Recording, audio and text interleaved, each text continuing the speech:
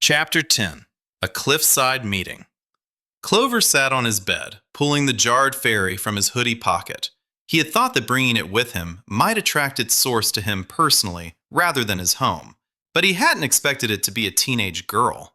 She looked preppy, Clover said to himself. She looked powerful, Graham said in a mocking tone. She found me because of this bug, didn't she? Clover said, wondering if he should dispose of the fairy. Most likely. Graham said bluntly. Maybe I'll bury it. Set a trap for the idealistic blonde, Clover suggested, though the problem of strength occurring to him. Could I beat her in a fight? Clover asked, picking up the jar. Assuming she is also connected to a weapon, it could be a close fight. Clover had expected more certainty from Graham, though he didn't feel concern from the metal prick. The inverse, he felt a smug amusement at the situation. Why are you so damn happy about this? Clover yelled at the necklace. It has been eons since I last had a battle that challenged me, Graham said. He felt Graham's blood boiling at the thought of battle, but also felt an undertone of anger beneath the surface. Anger burned brighter in Graham's mind as the jar housing the fairy shattered against the floor. What are you doing? Graham's displeasure was felt throughout the entirety of their bond. I ain't here to fight some stupid girl thinking she's a superhero. But if she finds me anyways, or gets in my way, I won't hold back, Clover, as he watched the butterfly exit out the open window. Plus, would a victory through trapping her really satisfy you? Clover asked. He still felt Graham's anger, but it was a lesser flame now. I see. The stoic anger of Graham was still a sight to behold, and knowing the blade could be thrown so far off kilter brought a sense of comedy to the situation. Clover laid on his bed, tired from the night's activities. Clover picked up his phone, thinking he'd do some research on the sword that demanded so much of him. Wonder who you were before we met, Clover said, typing his name into the search bar. No one of importance. Graham's comment was followed by a heaviness, his mind suddenly being fogged with weariness, and before he knew it, he was fast asleep with his phone resting beside him. The last thing Clover felt as he descended into the abyss of sleep was a faint feeling of relief. Clover bolted upright as he heard a knock on the front door. He didn't remember going to sleep, but now the sunlight burned his eyes like an inferno. I just have been more exhausted than I thought, Clover said with a sigh as he nearly fell down the stairs. He hoped it wasn't someone from the school with a problem regarding Annie or Stephen. They better be okay. The words were harsh, but directed towards himself. Without his siblings, he didn't know what would drive him. Without them, he had nothing. Kicking some of his mother's trash aside, he opened the door. Outside his door, he saw the same blonde girl from the night prior. I thought it was someone important, Clover said with relief. I think I'm plenty important, Callista announced. Yeah, and it shows, Clover said with annoyance. No solicitors. I'm not interested in hearing about your moral values or ideals, Clover said flatly and without any hint of humor. You know, hello is usually how most pleasant conversations start, Callista said with a huff. And most annoying conversations end with goodbye, Clover said, closing the door, as Callista placed a hand on the door. Clover found himself unable to budge it further. Is she trying to break in? Clover thought, opting for non-verbal communication with Graham. As much as I would love to see you live up to your comments last night, this doesn't seem like an attack. Graham replied with the mental equivalent to an eye roll. You don't think I can take her, do you? Clover thought at Graham with a fierce annoyance. You talking to your partner too? I call mine Callie. How about we try talking? Callista said with a subdued chuckle, holding her free hand up, the ring on her index finger turning into an eagle-sized bird made of flames. Idiot! Clover yelled, slamming the door open and pulling her inside to avoid his neighbors seeing a flaming bird larger than a football outside his home. No, he's probably right, Callie. You are pretty conspicuous. Listening to the girl in front of him was already giving him a migraine. Everything from her overly bubbly personality to the fact she was bold enough to speak to her partner out loud before someone she had an altercation with just the day prior. She's not the only one. Sure, the crime rate is lower now, but you can't walk around like you own the place round here, Clover said with a sigh.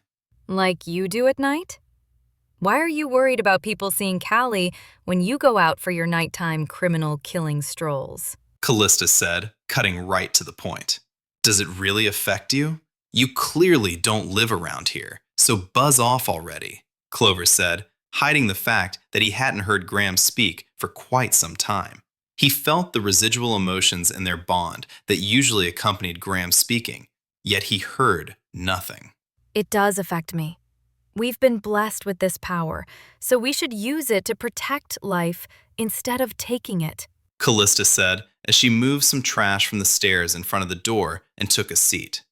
I am protecting people. The scum like the guys last night terrorize this area. People are happier, feel safer, and I'm responsible for it, Clover protested, his voice becoming louder than intended. I see. Then what damage did I do by leaving the man from last night with the police? He's out of the way and probably won't be harming anyone for a long time, Callista said, an air of seriousness in her voice. Cops are corrupt assholes anyways, all of them. He's probably already back on the streets, Clover said, motioning to the door and the streets beyond. They are not. Callista's raised voice gave Clover pause. It was the first time since she had knocked that she had raised her voice to him. Matter of opinion, I guess, Clover said with a sigh. Clover wondered why she became so animated by the topic. Even as he watched her, the fire in her eyes still burned. Not to interrupt your childish banter, but Excalibur and I have been speaking, and she would like permission to speak to you through your mind as well. She is offering the inverse to Callista as well, Graham said. You've been speaking to the other weapon? Both Clover and Callista asked simultaneously. We were bored by our chirping humans, Graham said simply. Fine, Clover muttered as he laid his back against the door. Go for it, Callista said with glee. Callista and I didn't send that supernatural intruder to you. Callista and I fought one of our own, and the fae we caught led us to you. A gentle feminine voice flowed delicately through Clover's mind.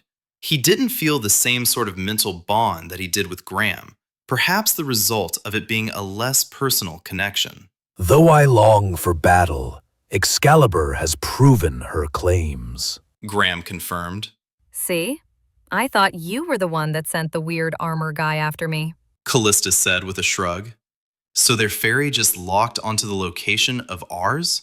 Clover asked, hating whatever force-controlled causality for sending this misfortune to his doorstep. Then who actually sent those things after us? Clover said to himself. I suspect a mage like Merlin. I saw him use similar butterflies in the past, though his were white, Excalibur said, her bird form landing on the floor by Callista, to Clover's surprise. The flames making up the bird's body didn't burn. How do we find this weird wizard if not by using this fairy? Callista asked, the first worthwhile thing she had said since they had met. I don't think that will be necessary, Graham said as the weight of the sword that was Graham formed in his left hand. As his vision again turned blue, he looked towards Callista, who was holding a golden sword. Black butterflies swirled around them, leaving the same blue trail Clover had seen the other night. Then the world around them ceased to be, and they found themselves on a large grassy cliff face overlooking the wide open ocean. Before him, Clover saw an incredibly handsome guy with long brown hair. The boy wore a long white coat that nearly met the ground and black jeans. The most striking features of this man, however, were his pointed ears and multicolored eyes. Clover looked next to him and was a bit relieved that Callista was beside him, looking just as confused as Clover felt. Be on guard. I will not allow you to die before our deal is finished, Graham said with a seriousness that spoke volumes about the man before them. I have no intention of killing any of you. The man spoke with a voice that spoke of warm sands and cinnamon. My name is Varden, and I'm here to ask for your aid. The strange, ethereal man said. You're asking us for help? Clover asked heatedly.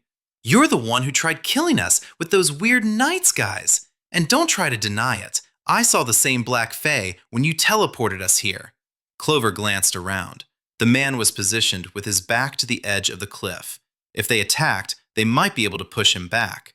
Clover wondered if such a fall could kill a wizard, if such a fall could even kill him with Graham's power. Best not to try. He's already shown his magical prowess. If he wanted to harm you, it's doubtful he would have waited this long, Graham said, in a tone that implied he had some experience with the magical. My intent was to lead you both here. Things just happened to go off track. Varden admitted, his gaze visibly transferring to the ground at his feet. Off track? That night thing could have hurt innocent people at my school. Callista verbalized. To Clover's surprise, she sounded genuinely angry. They were never intent to harm you. I didn't think you were still getting used to your abilities, and they couldn't actually harm anyone. Other than you. Probably. Varden said, with all the confidence of a jock playing chess. Probably? Callista said, less of a question and more of a demand for answers.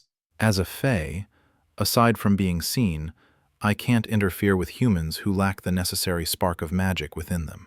Varden's voice was like a child explaining his actions to his scolding mother, someone sincere but not convinced they were in the wrong.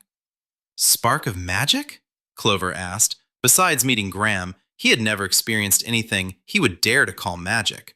The last couple days excluded, of course. Yeah, Callista nearly yelled with a bounce. it's rare. And that's how we ended up going to Avalon. Our swords called for us because we synergized with them. Or something like that. Callista explained, the idea that the only weapon in that world calling out to him being a rude, bloodthirsty asshole like Graham hurt Clover. Clover averted eye contact, wondering if he was truly that evil of a person. The girl before him was gifted Excalibur, which hadn't started disfiguring her, yet here he stood with black scales all over his body. It seems you already know a great deal, but there is more you aren't aware of. Varden said softly as he took a step closer to Clover. Just send me back, Clover mumbled, attaining the attention of the other two. Clover, we should at least hear him out. Callista said gently. I wanted to get you here to ask for your aid. With the reintroduction of your partners, things that have been resting since before the current era are stirring. The world is in danger. Varden said. That's not what I signed up for. Clearly, I'm not a hero. I'm just a self-interested asshole who kills on a whim. That's what you showed up at my house to reprimand me over, isn't it? Clover said at an uncomfortably high volume, his eyes focused on Callista. Clover, that doesn't have to be you. You have the chance to make the choice. Callista said, taking a few steps closer to him. What choice? When have I ever had the chance to make a real choice? Clover bellowed, living in squalor, dropping out of school, agreeing to wield Graham, even taking the lives Callista so despised him for. Clover didn't know where, in those situations, he ever had the chance to choose his path. Even now, with all the power Graham granted him, he still didn't have a choice. He would do what he could for Annie and Stephen. Then, he would pay whatever price Graham had in mind for him. A life without choice, predestined to the self-fulfilling prophecy he had been born into. A pointless note in the songs they would sing for Callista, wielder of Excalibur itself. You can choose to save people. This sounds like something we can't just ignore.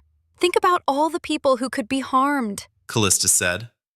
What about them? The corrupt, the greedy, and the selfish? What have any of those people done for me or my siblings? Clover demanded. He could feel the fire inside him burn. It felt like the anger would swallow him whole, leaving only his charred remains behind. Clover, Callista began, reaching out to him with her hand. Send me home. Black flames accompanied his demand. All right. Varden said, gently placing a hand on his shoulder. His grip was both firm and gentle upon Clover's skin. But Callista began again. We shouldn't keep him here against his will. I'm sorry for keeping you here this long, Clover. Tears laced Varden's eyes, the eyes of someone who knew things he didn't. About time, Clover said as the black butterflies swarmed around him once more, eclipsing his surroundings. When the butterflies scattered to the winds once more, he was outside his home. Callista had this threat under control. She might well be hero material, but he was a lowlife who only wanted to protect his siblings.